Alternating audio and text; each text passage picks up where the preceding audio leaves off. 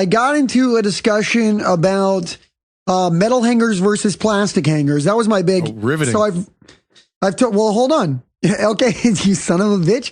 I have this theory when I go into social functions where you find a thing that you can repeat to like 400 people, so that you, for every small encounter that you have, because you have a bunch of them, you have a way to kind of get into the in and out quickly. That way, Monday morning when they're all back at work, they're like, do you remember what's her name's husband? Did he talk to you about wired hangers? Yeah, he talked to me about wire hangers. That guy really has a wire hanger thing. Well, my thing is, I believe that the genders see hangers differently. I believe that men are wire hanger people. And then I believe that females are plastic hanger people. And I've never understood the plastic hanger people because there's no other functionality that it serves. You can't do anything else with it. Whereas a metal hanger is essentially a Swiss Army knife. You can undo it, undo locks. You can cook like hot dogs on it. You can you can make it, heat it up, and brand yourself with it if you were so inclined to do a design. Yeah. Lots of different things you can do and use it as a hanger. It's like got 7 uses in one. And it's just like you can do nothing else with a plastic hanger, and they take up more space in the closet.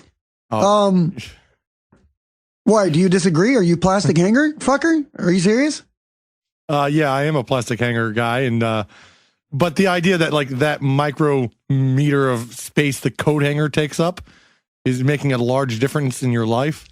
It's not a micrometer, dude. It's like it's like a 1/4 inch in yeah, but you're putting thickness. The same size clothes on both of them, I assume. The clothes is what takes up the space.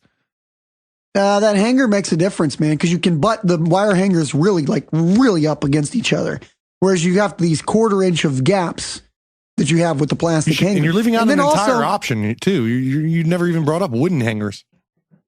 No. What are you, Dutch? What the fuck was it? What the fuck are you talking about? High-end coat hangers. Wooden hangers. No, it's all either metal or plastic. What about hybrid ones? Like the ones that are metal and hybrids. Wood. I don't count any of those. I'm just strictly talking about what 90% of people have. And here's what I realized, though. People know. Because very few people are carrying Dutch wooden hangers. Okay, very few people.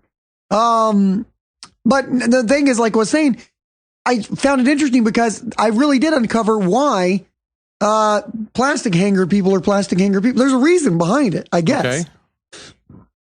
Do you have a reason? Well, I'm going to see, because you said you're a plastic hanger person. Do you have a reason you support the plastic hanger? They don't crease the edges of your clothing as much, and they color coordinate. Color coordinate. That was fucking it right there. The first thing you said. That's what everyone was saying. And I went, have we become so feminized as a culture that we look at, the little bitty, like, who has ever even seen, how do you even, like, when you put the shirt on, you see a crease? What, are you out of your mind? No one sees a little people thing see on it. the thing. You're just oblivious to life. Like, you don't recognize a lot of, like, you drove around on a flat tire for a week without knowing it. You're oblivious to the little details. It doesn't matter because, and I'm going to apologize, I rarely do this, but I'm eating chili while I'm talking to you because we had a window that we had to fit this in. So unfortunately, there's going to be mouth noises. That's also lunchtime? Yeah, lunchtime and podcast time fell in the same gap. I thought you were going to talk longer, so I went to put too big of a scoop of chili in my mouth. All right. So the thing is, though, train wreck. It's not a train wreck. The thing is that no one sees these creases. And it's very insane to me that people would get, because you can get literally metal coat hangers for free.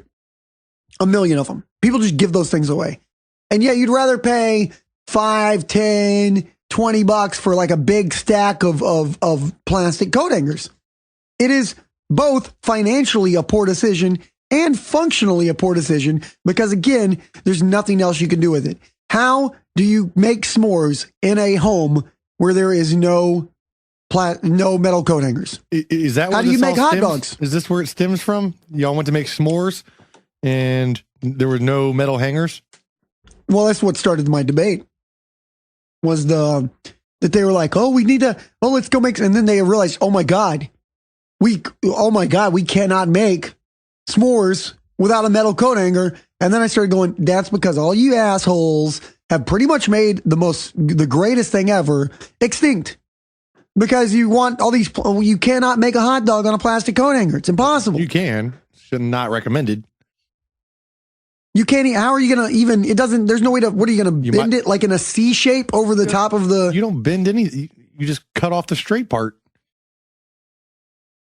I don't know. How do you make a metal hangered hot dog asparagus? You untwist the top part, then you straighten it out, and then that little part that you just undid it's actually pretty good because it has a little bit of a few up and down curves in it, and that holds onto the dog. So you slide the dog right over that. Hot dog cooking apparatus? Yes, I do have a 6 foot long hot dog cooking apparatus, as you said. Yes, I do. It's it's a great tool because then you're farther away from the fire. And you're sitting there, you cook your dog, you put it on, then you use the same coat hanger, you cook your s'more. It is really a great thing. And if we're going to make America great again, we've got to bring back metal coat hangers. And we need to get away from this new feminized society of plastic coat hangers. Metal all the way. It's great.